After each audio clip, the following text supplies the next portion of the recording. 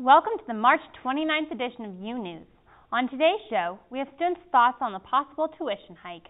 And on the west side, one restaurateur is turning up the heat on an all-American classic. All this and more, coming up next.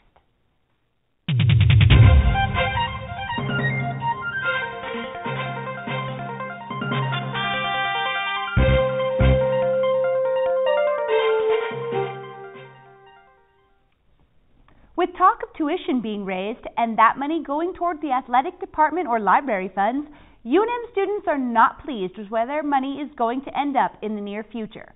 UNews reporter Ramona Hadari has more on students' thoughts of the tuition hike.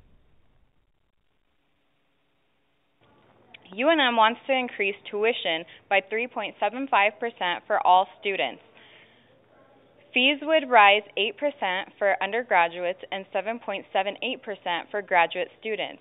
Students are upset about the increase recommended by President David Schmidley. So I'm pretty much against the idea of the tuition increase and the fee increase, partly because I'm upset about the idea that it goes to the deficit in athletics. I don't like the idea that they're using student fees as a cop-out for one department's basically poor responsibility in managing their fees or their finances. Action on the budget won't come until April, but Regents voted 4-1 Friday to accept Schmidley's budget proposal. They need to listen more to the students. I mean, we're the ones that are going here and trying to get an education. We are the ones that they should really listen to when talking about tuition increases. President David Schmidley is now proposing a $463,679 one-time fund for the general budget for libraries. The fact that it's more money that we're having to pay when people aren't making more money. And so that in itself is poor, but then the fact of where that money is going makes it even worse. Reporting for UNews, I'm Ramona Hadari. UNM's interdisciplinary film and digital media program is taking full advantage of the state's booming film industry. With 6 major film and television projects currently in production, the IFDM students are earning the opportunity to intern on these productions and receive a professional experience. The competitive IFDM program currently has 130 students, and another 70 will be accepted in the fall. Senior Dog is a gourmet hot dog restaurant that is looking to cash in on the recent popularity of food challenges. Reporter Ellen Key has more on this extremely interesting story. On Albuquerque's west side, one restaurant is attempting to put a new Mexico spin on an old favorite, hot dogs. Senior Dog's owner, Dan Serrano, a former business developer, got his idea from an unlikely source. And in talking to my young children, they said, Dad, there's not a hot dog stand or any place for us to get hot dogs on the west side. So we started looking at demographics, and we did a market study and determined that in Ventana Ranch on the northwest side of town, there's a high demand for anything really, and we wanted to specialize in hot dogs. Before you judge Senior Dog as just another hot dog place, listen to what Serrano has to say. There's 14 different hot dogs on the menu, and then what we're doing is we're playing with the hot dog of the month, which this month is a Chicago dog. But the most unique item you'll find on Senior Dog's menu is the infamous Volcano Dog, a dog not for the faint of heart. Well, the Volcano Challenge was our challenge dog. It's a 1.5 pound, foot-long, all-beef hot dog. It's put in a foot-long roll. It's smothered with French fries, volcano chili, which is a very, very hot chili, onions and cheese. And what we do is we have folks that want to come in and try the challenge, sign a waiver, releasing us of any liability, and they have 10 minutes to do the challenge. If they complete the challenge, which is eating everything that's on the plate in 10 minutes, then they wait for 5 minutes, and after they've done that, they've beat the dog, basically is what we call it. And what we will do at that point is refund their money for the price of the dog, give them a T-shirt that says they beat the Volcano Dog, challenged and lived, and we put them on the wall of flame and on our website. Since opening, many have attempted the challenge, but few have succeeded. Well, in the past 3 months, right around 95 folks have tried it, and 5 have accomplished it.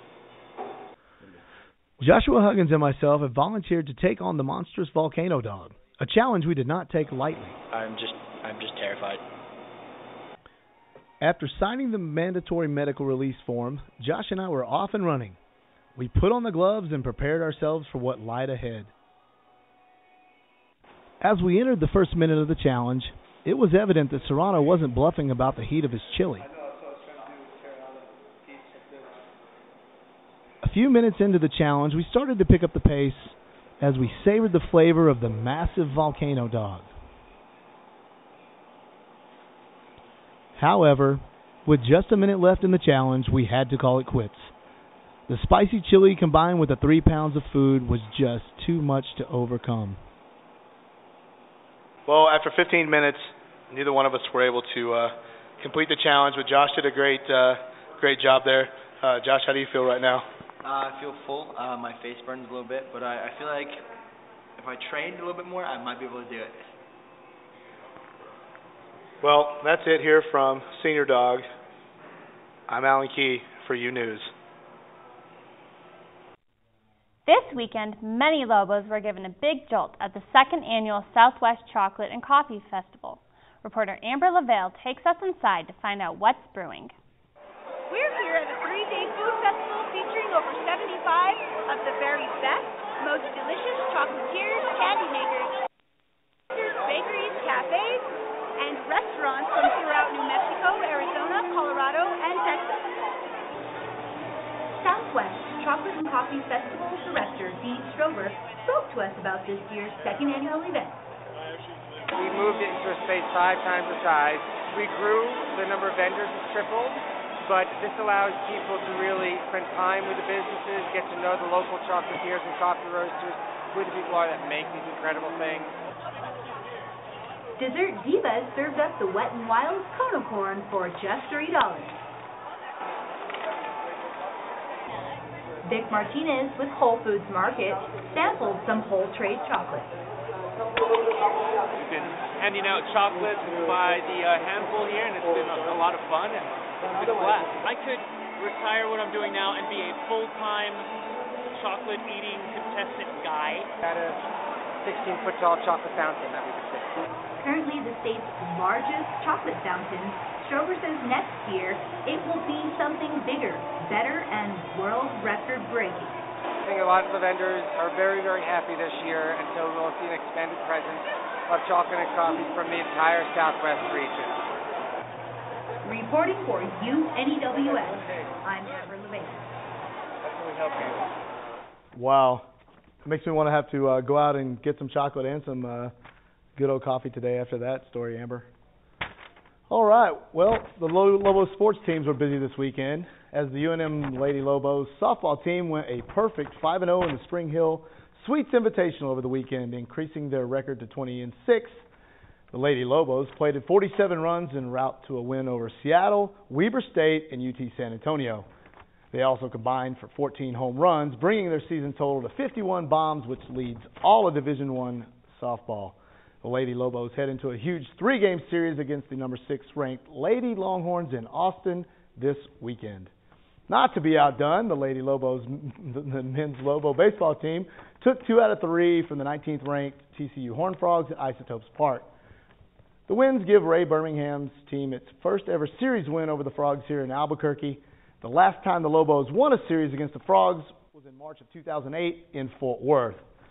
The win secures first place in the Mountain West, and the Lobos will host the Lumberjacks of Stephen F. Austin in a non-conference series before heading to Fresno, California for a 4-game set with the Bulldogs this weekend. And finally, New Orleans is the place to be on Saturday as the Final Four kicks off in the Bayou State. The first game will pit in-state rival Kentucky playing Louisville, followed by the nightcap with a surprising Ohio State team taking on the Jayhawks of Kansas.